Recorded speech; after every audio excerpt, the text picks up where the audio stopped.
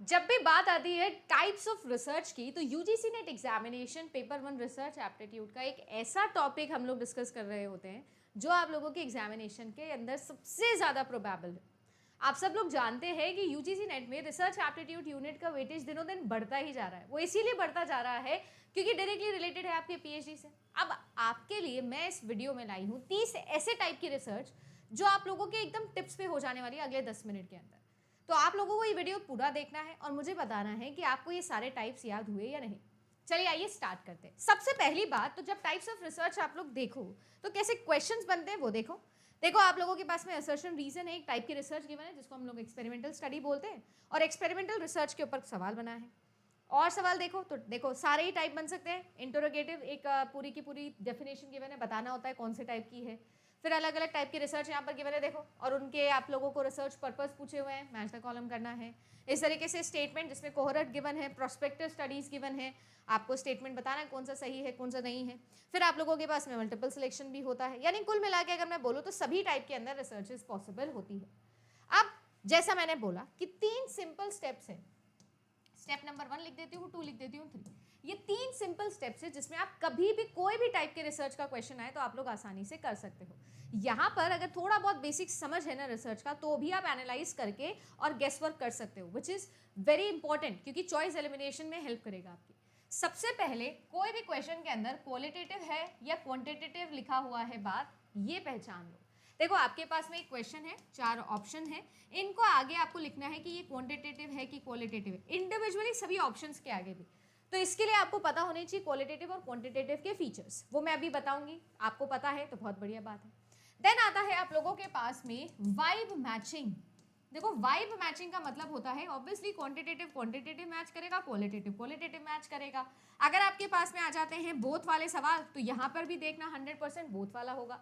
अगर बोथ वाला यहाँ है यहाँ नहीं है तो वैसे ही एलिमिनेट हो जाएगा। एंड देन थर्ड आता है आप लोगों का जो कि है आपका सीधा सीधा कीवर्ड आपको दिखने वाला है। क्या कीवर्ड है वो अभी बताऊंगी। एक और चीज है जो मैं बताती हूँ, पूरी की पूरी रिसर्च में हम 2 चीजों के ऊपर काम करते हैं, कॉज और आप लोगों का इफेक्ट। कॉज एंड इफेक्ट के बीच में जो होता है उसे अपन कहते हैं कॉजेशन, यानी कि एक्चुअली में आपके इंडिपेंडेंट वेरिएबल और आपके डिपेंडेंट वेरिएबल के बीच में क्या रिश्तेदारी है, दैट इज योर कॉजेशन। अब अगर मैं बात करूं तो ये जो इफेक्ट है, इस इफेक्ट को या तो आप लोग प्रेजेंट में स्टडी करते हो या आप लोग स्टडी करते हो पास्ट पर्सपेक्टिव से या फिर स्टडी करते हो फ्यूचर पर्सपेक्टिव से।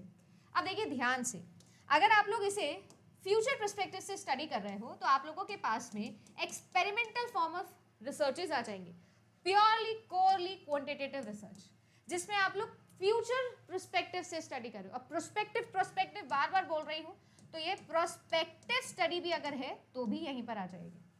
अच्छा, एक्सपेरिमेंटल यहाँ आया तो ट्रू एक्सपेरिमेंटल के साथ पीछे पीछे लगता है क्वाजी एक्सपेरिमेंटल भी, जो कि बनने की कोशिश करे पर बन नहीं पा रहा है।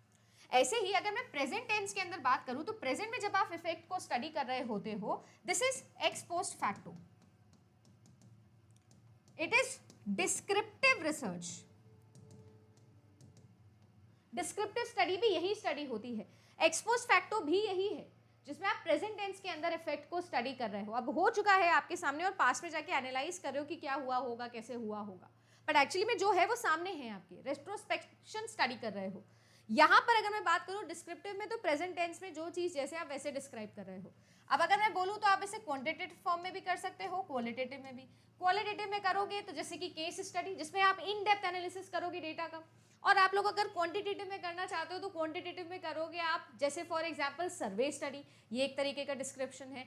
प्रेजेंट टेंस के अंदर जो चीज़ जैसे आपको दिख रही है वैसे ही उसे डिस्क्राइब करना, क्या का उत्तर देना। अब ऐसे ही अगर मैं पास्ट की बात करूं तो देखो पास्ट के अंदर जैसे आप लोगों की हिस्टोरिकल रिसर्च, ठीक है ना, इवन एक्सपोस्ट फैक्टो भी यहाँ पर आप लोगों का आ सकता है। हिस्टोरिकल मतलब आप पास्ट के अंदर जा रहे हो, आर्टिफैक्ट्स पढ़ रहे हो और आपकी जो थॉट प्रोसेस है उसको रिकंस्ट्रक्ट कर रहे हो, दैट इज सिंपली और पास्ट में जाके स्टडी करना इफेक्ट को, हिस्टोरिकल स्टडी। देखो कुछ स्टडीज तो यहीं पर आ जाती है। अब आती है बात, अगर मैं बोलूं कि मैं कॉजेशन को एक्सप्लेन कर रही हूं तो मैं एक्सप्लेनेटरी पे बात कर रही हूं, एक्सप्लेनेटरी, या आप कह सकते हो मैं एनालिटिकल के ऊपर बात कर रही हूँ, जिसमें आप चीज़ों को एनालाइज कर रहे हो, एक्सप्लेन कर रहे हो कॉजेशन को, क्यों कॉज है इफेक्ट का। इस तरीके से आप स्टडी कर रहे हो। तो देखो कुछ स्टडीज तो आप लोगों को वैसे उनके फील्ड से ही पता लग जाती है। बिल्कुल ऐसे ही और थोड़े टाइप की रिसर्चेस पढ़े तो उससे पहले आपको पता होना चाहिए क्वांटिटेटिव और क्वालिटेटिवनेस। अब क्वांटिटेटिव एंड क्वालिटेटिवनेस के अंदर डिफरेंस ये है कि ये आप लोगों को भाव बताता है, मीनिंग बताता है, फीलिंग बताता है। अगर मुझे अपनी नॉलेज गेन करनी है, नॉलेज का कॉर्पस बड़ा करना है, तो मैं जाऊंगी क्वालिटेटिव के ऊपर। उसके लिए ज़्यादा सैंपल की ज़रूरत नहीं है, छोटा सैंपल चलेगा। छोटे सैंपल अनस्ट्रक्चर्ड वे में फ्लेक्सिबल फॉर्म में हम स्टडी करेंगे, क्योंकि एक से ही पूरा प्रोस्पेक्टस समझ के आराम से डिटेल एनालिसिस करके मैं अपनी थ्योरी जनरेट कर सकती हूँ। हाइपोथेसिस क्रिएट करना इसका एम होता है, टेस्ट करना इसका एम नहीं होता है। इंडक्टिव फॉर्म के अंदर एग्जाम्पल्स से थ्योरी की तरफ हम लोग यहाँ पर जाते हैं। नॉन रैंडम सैंपल भी हम यहाँ पर इस्तेमाल कर सकते हैं, जिससे हमें जल्दी डेटा मिल जाएगा। ये जो है ये आप लोगों के सारे फीचर्स है क्वालिटेटिव के, जिसके अंदर आप लोगों के पास अनस्ट्रक्चर्ड होता है, नेचुरल सेटिंग लिखा हुआ है, सब कुछ लिखा हुआ है। यहाँ पर बात करूँ क्वांटिटेटिवनेस की, तो क्वांटिटेटिव रिसर्च एक ऐसी रिसर्च है जिसके अंदर आपको क्या करना है, आपको स्ट्रक्चर्ड वे में काम करना है। हाइपोथेसिस बन चुकी है, उसको टेस्ट करना है, जो रिजल्ट्स आएंगे उसको जनरलाइज करना है पॉपुलेशन के ऊपर। ये एक ऐसी रिसर्च है जिसके अंदर hypothesis testing is the main M. आपका काम डिडक्टिव फॉर्म में हो रहा है, थ्योरी है उसे प्रैक्टिकली अप्लाई करके किसी एक प्रैक्टिकल प्रॉब्लम को सॉल्व कर रहे हो। से फॉर एग्जांपल अप्लाइड रिसर्च आपकी purely experimental research, purely quantitative है। तो इस तरीके से ये डिवाइडेड होते हैं। अब क्योंकि यहाँ पर टेस्टिंग एम है तो सैंपल का साइज बड़ा होना चाहिए है, बड़ा स्ट्रक्चर्ड होना चाहिए और रैंडम होना चाहिए, क्योंकि रैंडम असाइनमेंट होगा तो आप लोगों के एरर्स आने के चांसेस कम हो जाएंगे और मेजॉरिटी के बिहाफ पर डिसीजन ले सकोगे। तो पहले तो आपको क्वांटिटेटिव एंड क्वालिटेटिव में पूरे के पूरे क्वेश्चन को बदल देना है। उसके बाद में देखो एक एक करके हम लोग जो है वो कीवर्ड पढ़ते हैं। सबसे पहले बेसिक रिसर्च, जिसको प्योर फंडामेंटल बोलते हो, ऐसी रिसर्च जो कि प्योरली कैसी है, क्वालिटेटिव है, क्यूरोसिटी के बिहाफ पर होती है, थ्योरी जनरेशन एम होता है इसका, इंडक्टिव होती है। इसी में जो थ्योरी बनी है उसे प्रैक्टिकल प्रॉब्लम पर सॉल्व करने पे लगा रहे हो तो अप्लाइड रिसर्च लगा रहे हो, प्रैक्टिकल प्रॉब्लम सॉल्व करती है। ये आप लोगों की डिडक्टिव है, थ्योरी को अप्लाई करके प्रैक्टिकली सॉल्व कर रहे हो प्रॉब्लम को, ये अप्लाइड रिसर्च है। इसके रिजल्ट्स को जनरलाइज कर सकते हो आप, बट इसका एक छोटा बहन है जो कि एक्शन रिसर्च, जो कि इस करंट सिचुएशन को, टेम्पररी सिचुएशन को इंप्रूव करने के लिए बनाई गई है, एनहांस करने के लिए, एमेलोरेट करने के लिए, चेंज करने के लिए, ड्यूरिंग द प्रोसेस काम किया जा रहा है। वो मैथ्स के प्रोफेसर छुट्टी पे गए थे, उनकी जगह कोई एक और मैथ्स का प्रोफेसर आए थे, वो वाला एग्जाम्पल। अगर नहीं देखा है तो टाइप्स ऑफ रिसर्च का डिटेल वीडियो देख लेना, जो भी नए हैं। अब अगर मैं बात करूं तो ये जो आप लोगों की रिसर्च होती है इमीडिएट सोल्यूशन पे काम करती है। इमीडिएट सोल्यूशन कैसे आते हैं, एक साइकिल के अंदर आते हैं। पहले प्लान करते हो कोई भी सोल्यूशन को, फिर उसको एक्ट करते हो, ऑब्जर्व करते हो उससे क्या रिजल्ट आया और फिर रिफ्लेक्ट करते हो। ये है आप लोगों की क्वांटिटेटिव रिसर्चेस। इसके रिजल्ट्स जनरलाइज नहीं किए जा सकते क्योंकि टेम्पररी है, इसके करे जा सकते हैं अप्लाइड के। देन आता है experimental research, pure quantitative research, जिसका काम क्या है, इंडिपेंडेंट वेरिएबल में मैनिपुलेशन करो, डिपेंडेंट वेरिएबल के ऊपर ऑब्जर्वेशन करो। इसका मेन एम ही यही है। जैसे आपकी आर्टिफिशियल सेटिंग के अंदर होती है, लैब वाली जो आपकी रिसर्च आपके दिमाग में आ रही है, सब वो एक्सपेरिमेंटल रिसर्च है। यहाँ पर एक्सट्रोनॉशियस वेरिएबल को आप हाईली कंट्रोल कर सकते हो या एलिमिनेट कर सकते हो इनके इफेक्ट को। This is the only research जिसमें ये करना पॉसिबल होता है। अगर मैं बात करूँ तो ये purely and purely cause and effect relationship को स्टडी करने के काम में आती है। अच्छा, ट्रू एक्सपेरिमेंटल है जिसके अंदर हम ये कर रहे हैं, जो मैंने समझाया वो ट्रू एक्सपेरिमेंटल है, जिसमें जो पार्टिसिपेंट्स हैं ना, जिनसे आपने डेटा कलेक्ट किया होगा, बिल्कुल रैंडम तरीके से काम कर रहे हैं, एकदम रैंडमाइजेशन है। अच्छा, इसी का एक और रिश्तेदार है भाई, जिसको बनना है ऐसा पर बन नहीं पा रहा है, दैट इज क्वाजी एक्सपेरिमेंटल, फर्जी। इसमें आपका रैंडम असाइनमेंट नहीं होता है पॉपुलेशन का, बस इतना डिफरेंस होता है। यहाँ पर हम नेचुरल सेटिंग में आ गए हैं थोड़े थोड़े, तो यहाँ पर आपका एक्सट्रोनियस वेरिएबल इतना अच्छे से कंट्रोल नहीं कर पाओगे आप। इधर इंटरनल वैलिडिटी बहुत हाई होगी, इधर इंटरनल वैलिडिटी हाई नहीं होगी। इसी से याद आया, कमेंट सेक्शन में बताना इंटरनल वैलिडिटी क्या होती है। अगर मैं बात करूं नेक्स्ट, तो आपकी आती है एक्सप्लेनेटरी। एक्सप्लेनेटरी जो कि एक्सप्लेन करती है कॉजेशन को, फिनोमेना को डिटेल में एक्सप्लेन करने का काम करती है। स्ट्रक्चर्ड मेथोडोलॉजी है, लिमिटेड डेटा के साथ एक्सप्लेनेशन पे काम करती है। एनालिटिकल भी यही है, बड़ी सी चीज़ को छोटे छोटे पार्ट्स में डिवाइड करके पैटर्न्स को आइडेंटिफाई करना, उसे अच्छे से एनालाइज करके समझना। देन आती है आप लोगों की बात कोहोरेट और prospective type of study. Prospective जिसमें आप फ्यूचर पर्सपेक्टिव से प्रोस्पेक्टिव्स बना रहे हो, आप आउटकम्स क्या होंगे उसको प्रिडिक्ट करने पे काम कर रहे हो। और अगर मैं बात करूँ कोहोरेट, तो देखो ये जो कोहोरेट है ये ग्रुप को बोला जाता है। जो भी, जैसे से फॉर एग्जांपल मेडिकल साइंसेज के अंदर जितने भी ऐसे पेशेंट्स हैं जिनको बीपी का इशू है, ये सारे के सारे एक ग्रुप में आते हैं और उस ग्रुप को अपन बोलते हैं कोहोरेट। जो सेम कैरेक्टरिस्टिक शेयर करे ऐसे ग्रुप को अपन बोलते हैं कोहोरेट ग्रुप। तो उसकी स्टडी करना इज कोहोरेट स्टडी करना। सही है। नेक्स्ट अगर मैं बात करूं, देखो आ गई हिस्टोरिकल अपनी। हिस्टोरिकल रिसर्च ऐसी रिसर्च जिसका काम होता है reconstruction of the thought process करने का, जिसका काम ही ऐसा है जिसमें हाइपोथेसिस ही रिक्वायर्ड नहीं थी। तो ओनली रिसर्च जिसमें हाइपोथेसिस ना भी बनाओ तो चलेगा, ना कोई वेरिएबल पे कंट्रोल, ना कोई सिचुएशन पे कंट्रोल, सिर्फ और सिर्फ जो आर्टिफैक्ट्स है, क्रिटिसिज्म है, इंटरनल या एक्सटर्नल क्रिटिसिज्म का इस्तेमाल करके हमारे थॉट प्रोसेस को हम लोग चेंज कर पा रहे हैं। यहाँ पर हाइपोथेसिस टेस्ट हो रही है, क्वांटिटेटिव फॉर्म है ये। देन आता है x post facto. X post facto again quantitative. X post facto मतलब कोई ऐसी चीज जो ऑलरेडी पास्ट में अगर हो चुकी है उसे आप प्रेजेंट में स्टडी कर रहे हो।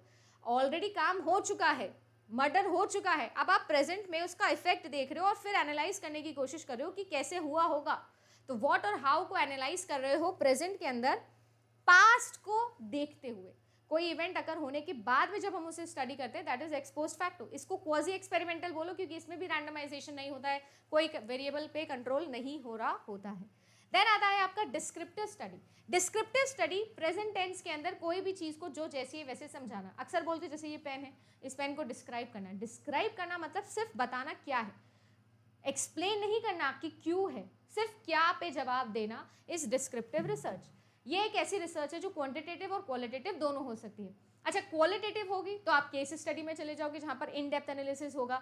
और अगर मैं बात करूं कि केस स्टडी के साथ साथ सर्वे स्टडी कर रहे हो तो that is quantitative. Large amount of data है जो कलेक्ट कर रहे हो लार्ज पॉपुलेशन के साथ में, वो भी प्रेजेंट टेंस के अंदर ही आप लोग कलेक्ट कर रहे हो, that is also your quantitative research.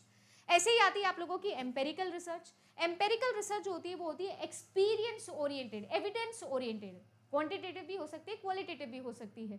Evidences मतलब हर चीज आप प्रूफ के साथ में बोल रहे हो, प्रूफ के साथ में मान रहे हो। Scientific study is empirical study. एक होती है एक्सप्लोरेटरी स्टडी, एक ऐसी स्टडी जिसको पायलट स्टडी या फिजिबिलिटी स्टडी भी बोलते हैं, जिसके अंदर हमको क्लियर पिक्चर ना पता हो, हमको पता ना हो, प्रॉब्लम क्लियरली डिफाइन ना हो, अब हम करना चाहते हैं, क्लैरिटी चाहिए हमको, तो हम एक्सप्लोर करेंगे। हाइपोथेसिस बनी हुई नहीं है, हाइपोथेसिस बनाना चाहते हैं, हमें पता ही नहीं है, पिक्चर क्लियर नहीं है, तो उसके लिए पहले एक्सप्लोर करोगे और उसके बाद में आप लोग हाइपोथेसिस क्रिएट करोगे। क्वालिटेटिव फॉर्म है। देन आती है आप लोगों के लिए एथनोग्राफिक रिसर्च। एथनोग्राफिक यूजीसी को बहुत पसंद है, पिछले 2 साल 3 साल में देखो एथनोग्राफिक हर शिफ्ट में पूछा गया है। एथनो का मतलब होता है कल्चरल ग्रुप, एक ऐसा ग्रुप जो कल्चर वाइज आपने डिवाइड किया हुआ है, तो उसकी स्टडी इस cultural study that is ethnographic study. से फॉर एग्जांपल अपना दुर्गा पूजा वाला एग्जांपल, मैं दुर्गा पूजा क्यों की जाती है, कैसे की जाती है, क्या है, क्या पर्सपेक्टिव है, थॉट प्रोसेस क्या है उसके करने के पीछे, मैं ये पूरी स्टडी करना चाहती हूँ, तो मैं वेस्ट बंगाल जाऊँगी और वहाँ जाके दुर्गा पूजा में पार्टिसिपेट करूँगी। रिसर्चर पूरी तरीके से इमर्ज होगा उस पूरी की पूरी सिचुएशन में और अच्छे से पार्टिसिपेंट बन के स्टडी करेगा, तो उसे हर एंगल से पता लगेगा। Pure qualitative form of study, जिसके अंदर आप लोगों को रिसर्चर इमर्ज हो जाता है एनवायरनमेंट में और फिर अपने ऑब्जर्वेशन के बिहाफ पर रिसर्च कंप्लीट करता है। देन आती है आपकी सर्वे और आप लोगों की केस स्टडी, डिफरेंस बता चुकी हूँ। ऐसे ही एक और आती है क्रॉस सेक्शनल एंड लॉन्गिट्यूडनल। एक ही सैंपल को लंबे समय तक स्टडी करना इज लॉन्गिट्यूडनल, बचपन से 55 तक अपना डायलॉग। और एक होता है कि डिफरेंट सैंपल्स को एक समय पे स्टडी करना, जैसे कि क्रॉस सेक्शनल स्टडी। एक होती है आपकी पैनल स्टडी या कोहरेट स्टडी, ये भी लॉन्गिट्यूडनल फॉर्म ऑफ स्टडीज ही कहलाती है। तो उम्मीद करती हूँ कि ये सारे कीवर्ड्स आपको याद रहेंगे। अब आती है बात ग्राउंडेड रिसर्च। अगेन एथनोग्राफिक के साथ साथ ग्राउंडेड रिसर्च भी भैया टैटू वाला टॉपिक बन रखा है आजकल, यूजीसी को बड़ा पसंद है, बार बार पूछता है। ग्राउंडेड रिसर्च एक ऐसी रिसर्च है जिसके अंदर डेटा क्वालिटेटिव हो या क्वांटिटेटिव हो, अप्रोच कैसी है, प्योरली क्वालिटेटिव है, बॉटम अप अप्रोच है, इंडक्टिव अप्रोच है। एग्जाम्पल डेटा आता है, उससे आप लोग क्या करते हो, पैटर्न फाइंड आउट करते हो, कोड करते हो, फिर मिमोइंग करते हो, यानी बेसिकली आप थ्योरी जनरेट करते हो। तो ये तरीका है ग्राउंडेड रिसर्च का, ठीक है जी। इंडक्टिव है, पैटर्न रिकग्नाइजेशन के ऊपर डिपेंड करता है, जिसके अंदर हाइपोथेसिस एक्चुअली में आप क्रिएट करने का काम कर रहे हो। फिर आती है कोरिलेशनल रिसर्च। कोरिलेशन का मतलब होता है मेरे इंडिपेंडेंट वेरिएबल और डिपेंडेंट वेरिएबल के बीच में क्या रिश्ता है। अच्छा, वेरिएबल्स अगर नहीं पता है तो इसी JRF एक्सप्रेस में मैं ऑलरेडी सबसे पहला वीडियो रिसर्च का वेरिएबल्स पर ही बनाई थी, जाकर देख लेना, समझ में आ जाएगा। तो आपका इंडिपेंडेंट वेरिएबल और डिपेंडेंट वेरिएबल क्या एक दूसरे से रिलेटेड है या नहीं, इसका अगर जवाब चाहिए तो कोरिलेशनल रिसर्च लगाई जाती है। कोरिलेशन 3 तरीके से हो सकता है, जीरो कोरिलेशन, पॉजिटिव कोरिलेशन या नेगेटिव कोरिलेशन। अच्छा, जीरो का मतलब है कि इंडिपेंडेंट वेरिएबल और डिपेंडेंट वेरिएबल आपस में कोई रिश्ता नहीं रखते हैं। पॉजिटिव का मतलब दोनों सेम डायरेक्शन में है, मतलब एक को बढ़ाओ तो दूसरा बढ़ जाएगा, एक को घटाओ तो दूसरा घट जाएगा। नेगेटिव मतलब एक की वैल्यू बढ़ाने पर दूसरी घट जाए और एक की घटाने पर दूसरा बढ़ जाए, यानी कि एक दोनों के ऑपोजिट डायरेक्शन में मूव करते हो, तो इसे अपन कहते हैं कोरिलेशनल। ये भी कैसा है, क्वांटिटेटिव रिसर्च है। इस तरीके से आप लोगों के सारे टाइप्स ऑफ रिसर्च के कीवर्ड्स है जो मैंने कोशिश करी आपको बता दूं। फिर भी कोई रह गया हो, मन में संदेह हो, कोई प्रॉब्लम हो, तो जरूर कमेंट सेक्शन में लिख दीजिएगा। होमवर्क क्वेश्चन आपके सामने है, उत्तर जरूर दीजिएगा, बताइएगा। और आप लोगों ने इस सीरीज को बहुत प्यार दिया है, तो थैंक यू सो मच। मतलब मेरे दूसरे वीडियोस पे जाके भी आप कमेंट करते हो कि मैम 8 AM वाली सीरीज बहुत मजेदार है, so thank you so much, धन्यवाद। बस ऐसे ही स्टे ट्यून रहिएगा, मेरी पूरी मेहनत लेकर आती रहूंगी। इस बार JRF एक्सप्रेस चलाएंगे JRF तक, और कोशिश करेंगे कि आप लोगों के सिलेक्शन में आपके लिए और मेहनत हम लोग कर सकें। अच्छा लगा सेशन तो लाइक कर देना है, कमेंट करके आंसर बताना है। 2 क्वेश्चन पूछे, इंटरनल वैलिडिटी का भी और ये वाला भी, दोनों के आंसर्स बताइएगा। मिलूंगी अगले वीडियो के अंदर। धन्यवाद, stay tuned, subscribe to JRF अड्डा।